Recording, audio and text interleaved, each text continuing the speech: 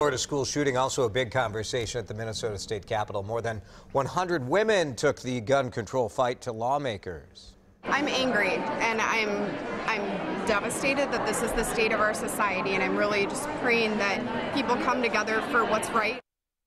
Protesters lined the hallways leading into the House and Senate yesterday, confronting lawmakers as they entered.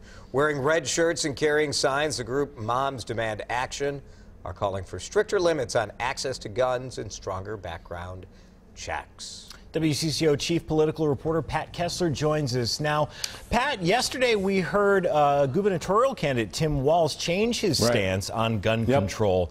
What is the likelihood of gun control coming up in session here in Minnesota? Yeah, it's putting a lot of pressure on lawmakers, including candidates for high office, including a lot of the candidates for governor. They want to highlight this. I think they will discuss it here at the Minnesota State Capitol. The big question is whether they will actually vote on it and do something, pass something. That's the big question here. I had a long talk with the powerful chairman of the House Public Safety Committee yesterday, and he told me that he thought that laws in Minnesota were among the strictest in the nation.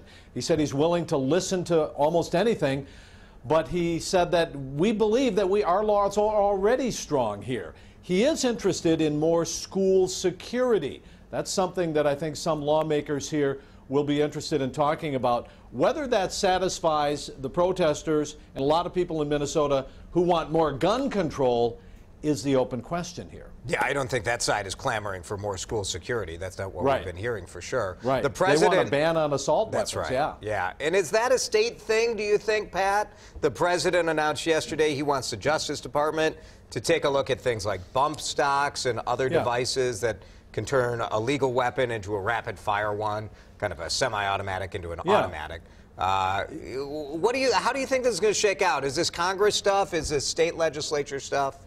Well, I think it's really interesting because the president did feel compelled to move on this, and it's something that a lot of people want. I think members of the National Rifle Association, gun owners, I think people who don't own guns and who want gun control, I think this is one area where they can come together. So yes, the president is actually taking some action, and yes, it can be done just through regulation of the Justice Department and the Bureau of Alcohol, Tobacco, and Firearms, ATF.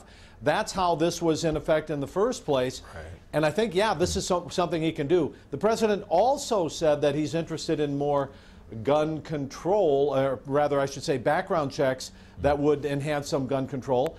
And I think 90% or plus people in America like that, too. So, I think we're going to see something.